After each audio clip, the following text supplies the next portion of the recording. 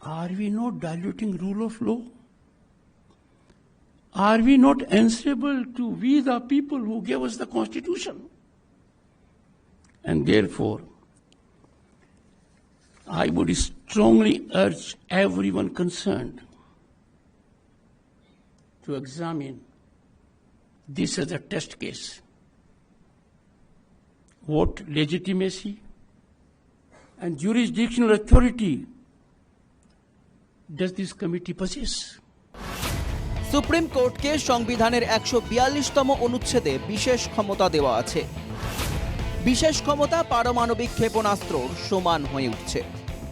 উপরাষ্ট্রপতি প্রশ্ন তুলেছিলেন, রাষ্ট্রপতিকে নির্দেশ দেওয়ার এখতিয়ার কি সুপ্রিম কোর্টের রয়েছে?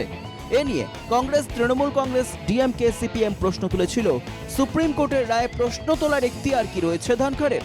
প্রবীণ আইনজীবী কপিল সিব্বাল বলেছিলেন, সরকারি প্রশাসন তার কাজ ঠিকমতো না করলে বিচার বিভাগকে হস্তক্ষেপ করতে হয়, কারণ সেটা সুপ্রিম কোর্টের অধিকার। এই বিতর্ক থামতে না থামতেই এবার উপরাষ্ট্রপতির সুরেই একেবারে সুপ্রিম কোর্টকে চিঠি পাঠিয়ে 14 দফা প্রশ্ন করলেন রাষ্ট্রপতি দ্রৌপদী মুর্মু। সংবিধানের 143 নম্বর অনুচ্ছেদে জনস্বার্থ সম্পর্কিত যে কোনো বিষয়ে সুপ্রিম কোর্টের সঙ্গে আলোচনার অধিকার দেওয়া আছে রাষ্ট্রপতিকে। সংবিধানে উল্লিখিত সেই অধিকার বলেই এই সময়সীমা নির্ধারণ নিয়ে শীর্ষ আদালতের অবস্থান জানতে চেয়েছেন রাষ্ট্রপতি দ্রৌপদী মুর্মু।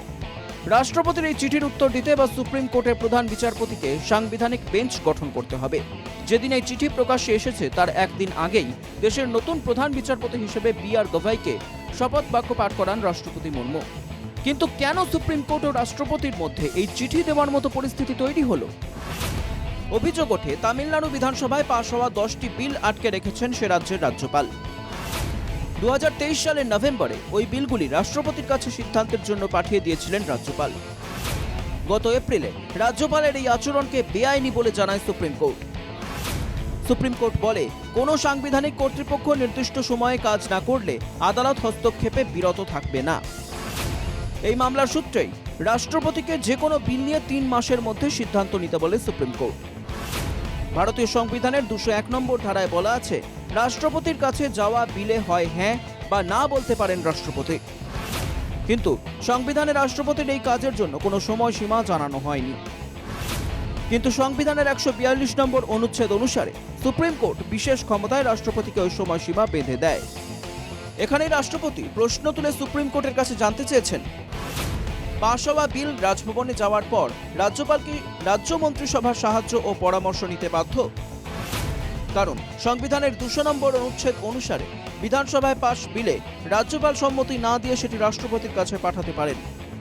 সুপ্রিম কোর্ট ও রাষ্ট্রপতির মধ্যে উষ্ণ বার্তা বিনিময়ের আবহে কি বলছেন বিরোধীরা?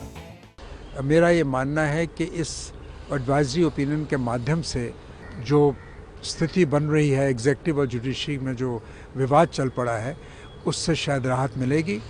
और मेरा ये मानना है कि राष्ट्रपति जी को गवर्नर वाले मामले में इन्वॉल्व करने की ज़रूरत नहीं थी। It has been very clear that the opinion sought under Article 143 will not bind anybody. It cannot override a Supreme Court judgment. It cannot overrule a Supreme Court judgment. The BJP now trying to do this is just to hoodwink the people. What the Supreme Court has said in the Tamil Nadu versus Governors case is the binding law. এর আগেও বহুবার একাধিক ঘটনায় প্রশাসন ও বিচার বিভাগের এখতিয়ার নিয়ে বিতর্কের সূত্রপাত হয়েছে। এবার সরাসরি রাষ্ট্রপতি ও বিচার বিভাগের মধ্যে বিতর্কের সূত্রপাত। Bureau report, NKTV Bangla.